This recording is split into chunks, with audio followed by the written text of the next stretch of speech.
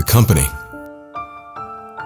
It's how it looks, moves, feels, what it offers, how it offers, where it offers, what it says, the way it speaks, the way it sells.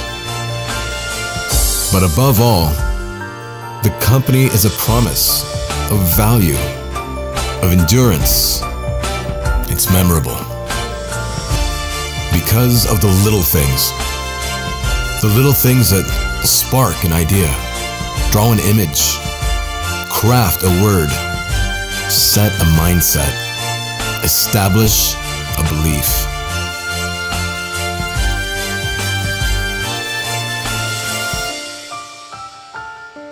It's who you are and what you want to be.